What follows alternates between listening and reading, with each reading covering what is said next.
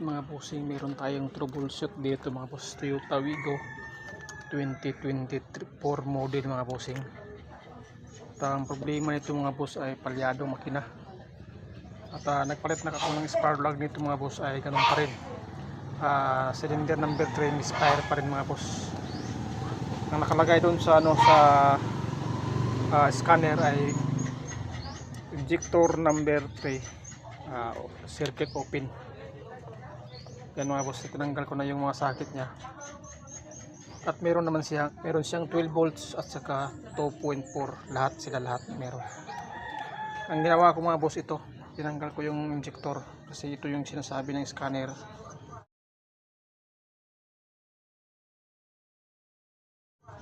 At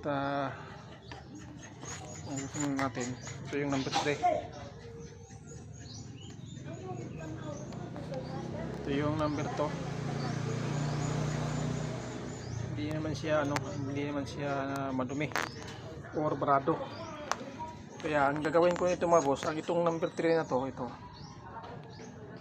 number 3 na to ay ililipat ko dito sa number 2. Pag lumipat yung misfire sa number 2 mga boss, ibig sabihin ay may problema itong injector mga bossing. Ngayon mga boss ay ipalit ko muna to. Ito, tatanggalin nyo lang yung lock dito mga boss. Itong lock na yan, tatanggalin nyo lang yung dalawang lock para makakuha kayo ng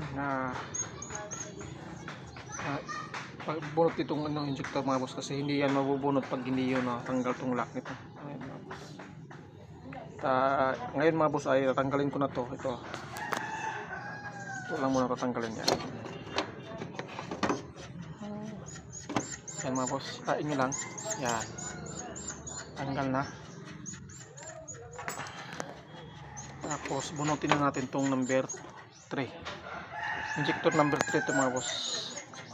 Itong sinabi na may problema, circuit open. Injector number 3 circuit open. Ngayon bunutin natin mga boss. Wala kasi naghahawak ng camera mga boss, kaya mapipilitan ko, kung hindi ko ito mabunot ay pipilitan akong patayin muna tong video natin para matanggal ko tong yan, tanggal ko na yan. Ito yung injector number 3 at ilalagay ko dito sa number 2. Yan mga boss, pangalawa nating tanggalin ito.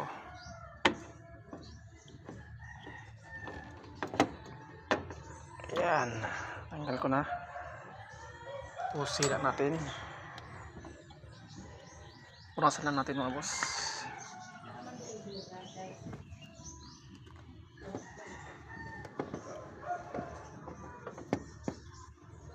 Bago pa lang mga boss, 59,000 kung hindi ako nagkakamali, 59,000 yung tapunan nito.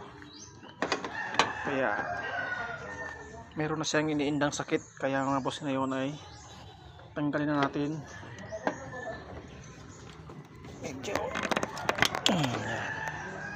Yan mga boss. At sa pag-usa ulit ito mga boss ay kailangan ko na itong patayin muna itong video, kasi kailangan ng, pag hindi nyo yan maayos pagkapasok mga boss, masisira itong o-ring na to.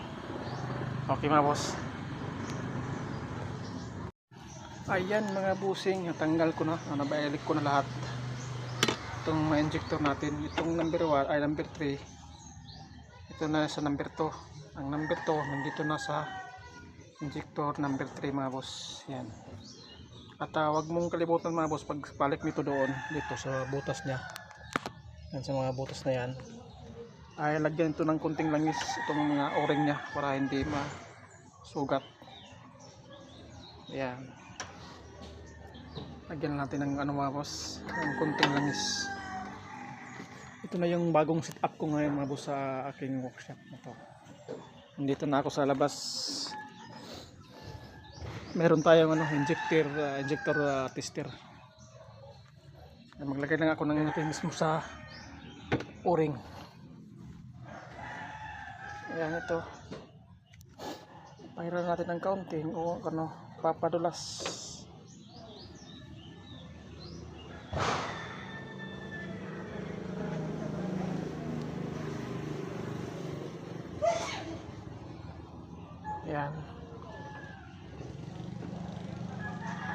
pwede natin ibalik mga boss kasi malinis naman siya kung tingnan naman talaga natin ay hindi naman siya barado. Hindi wala naman siyang dumi-dumi. Ngayon mga boss ay bago nyo tanggalin ito hindi nyo naman yan matatanggal pag hindi nyo tinanggal tong kanyang throttle body ito. Yan mga boss, pag sa uli nyan unahin nyo muna ito pag install bago yung throttle body. Ngayon mga boss ay sasauli ko na to ganyan, pag ganyan manina mga boss para masubukan natin. Ayan mga busing, ibalik ko na yung injector ni Higpitan. Dalawang tornilyo lang man ito mga boss, itong dalawa number 10mm yan mga bossing. Ngayon ang susunod ko mga boss ay itong wire nya. Ibabalik ko na yung wire nya. Titingnan natin mga boss kung nagbago ba yung diagnose natin. Yung sa number 3 na injector nilipat ko doon sa number 2. Siguraduhin natin mga boss na nakaayos ang pagsalpak ng sakit na injector para pag pumitik niyan mga boss ay yan okay na. Yan okay na mga boss at ikakabit na natin to. Tinanggal natin na hose ito. Pisilin nyo lang to mga boss pag magtanggal kayo nito. Pisil lang dito para matanggal yung niya. Ganyan lang naman mga boss. Pasok nyo lang. Yan. Mamaya natin to ikakabit mga boss itong lock na to. Okay na yan mga boss at ipabalik ko na tong since ikabit na natin yung injector, ipabalik ko na tong throttle body nya. Yan mga boss. Yan. Ganyan yung tsura niyan mga boss. Ayan, ikabit ko na lahat at pati na yung natin throttle body at nakikabit ko na yung battery mga boss at punta tayo dun sa loob kasi titingnan natin mga boss kung paanda natin at i-delete muna natin mga boss ang yung code nya. Ayan mga boss, dito tayo.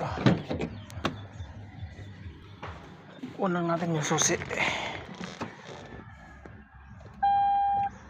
Yan, naka-on na yan. Buksan natin yung ganito mga boss para tayo. Yan, naka-on na at reduce natin.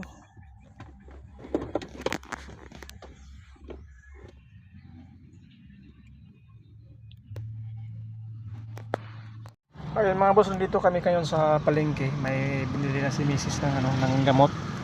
Pero i-road test pa rin namin ito mga boss.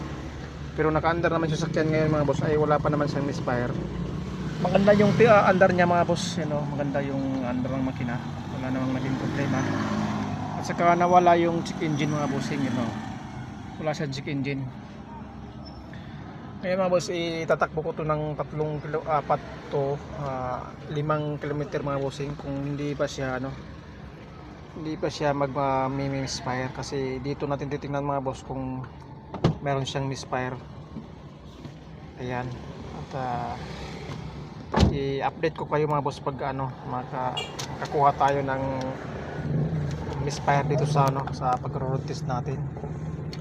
Road test na kami mga boss at kanina niroad-test ko to kanina ay siguro sa mga 3 or 2 kilometro mga boss ay lumabas na yung check engine dito. Lumabas diyan tapos nag-misfire na. Ngayon mga boss ay subukan ko mga boss kasi wala pa naman siyang check engine ngayon. Ngayon patakbuhin namin ng 2 kilometro na medyo mabilis para makita namin kung meron na ba siyang mga bossing misfire o lalabas pa kanyang misfire. Yung injector ng number 3 nilipat ko sa number 2 mga bossing. Yan mga boss at update ko kayo mga boss pag mayroon na siyang lalabas. Pag hindi, update pa rin kayo para kasi hindi tayo mahabang video mga bossing. Okay. Ayan mga boss, dumating na ako dito sa bahay at tumakbo kami ng mahigit 5 kilometro mga boss. Dati mga boss pag iniro-road test ko to nasa 2 kilometro pa lang ay nag-check engine na siya at nag-misfire na yung ano, itong cylinder. Nalabas dito yung ano, nag-count na siya. Dito mga boss ay puro siya 0, wala siyang count. Kaya ang gagawin ko dito mga boss ay tatawagan ko may-ari, ang siya naman ang magro-road test. Kung okay ng mga bossing ay magiging success yung ano natin mga boss, itong pagpalit ng injector. Or hindi naman siya lumalabas, pinalit ko lang yung injector, wala siyang lumalabas hanggang ngayon mga boss. Wala na rin siyang check engine, wala, kunting linis lang.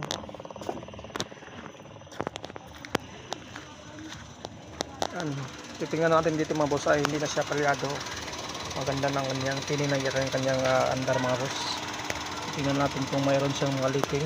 Wala naman. At ang gagawin ko dito mga boss ay tawagan ko yung may-ari, ipaparotest ko to. Yan mga boss.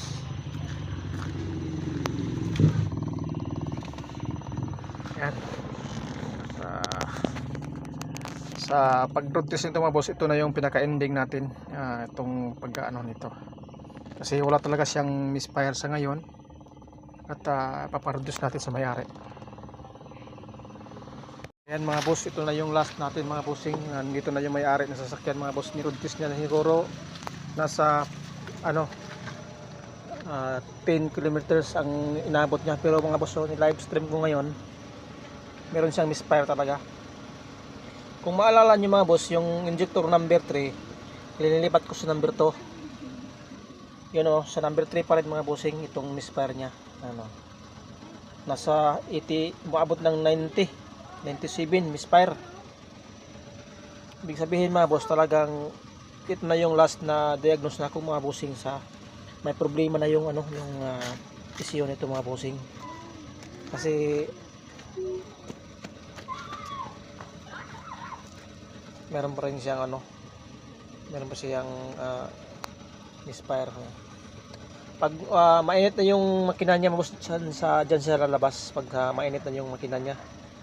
Yung cold start siguro nasa 2 araw hindi siya napaandar, kusang nawawala yung yung check engine mismo. Yan nawawala yan, babalik siya sa dati. Pero pagka mainit na yung makina ay ito na yung nangyayari, bumabalik pa rin yung check engine nagbi-blink yan mga bossing. Tapos dito lakas ng misfire niya sa number 3 pa rin. Yung coil niyan nilipat ko na rin sa number 2, yung coil ganoon pa rin. Yan mga boss, number 3. Sige mga boss, see you in the part 2 natin mga bossing. At bukas i-ano ko pa yung wire nito mga boss, last ko na yung wire talaga. Okay mga boss, thank you sa manonood.